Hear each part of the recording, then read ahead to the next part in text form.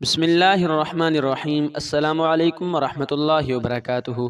پیارے بھائیوں اور بہنوں، آپ سے گزارش ہے کہ اگر آپ سبق آموز اور اسلامک واقعات سننا چاہتے ہیں تو ہمارے چینل کو ضرور سبسکرائب کریں۔ کل ایک پوسٹ پڑھی ایک خواتین کے گروپ میں۔ ایک لڑکی کی پوسٹ تھی۔ لڑکی بھی بہت غموں سے نڈھال، بہت تکلیف میں تھی، اتنی اذیت میں تھی کہ اس نے اپنی زندگی کی ساری کہانی اس پوسٹ میں لکھ دی۔ پوسٹ پر اس نے ایک تصویر بھی پوسٹ کی جو کسی خوبرو نوجوان کی تھی۔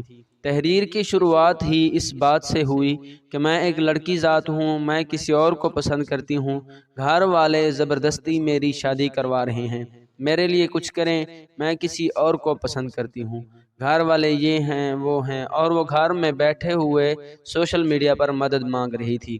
لوگوں نے بھی جلتی پہ تیل ڈالنا شروع کر دیا۔ ظاہر ہے کسی اور کی بیٹی کو مشورے بھی منافقانہ دیے جاتے ہیں ہمارے معاشرے میں۔ ان کمنٹس میں نے ایک ہی بات پوچھی تھی کہ جس غیر مرد کی محبت کے لیے آپ سوشل میڈیا پر ماں باپ کی تذلیل کر رہی ہو، اپنے منگیتر کی رسوائی کروا رہی ہو، اگر آپ سے وہ لڑکا محبت کرتا ہے تو وہ کیوں نہیں آپ کے گھر اپنے ماں باپ کو لے کر آیا؟ یا پھر محبت آپ کی طرف سے ہے، یا وہ لڑکا جان چکا ہے کہ وہ بھاگنے کے لیے ایک آواز دے گا اور آپ دوڑی چلی آؤ گی؟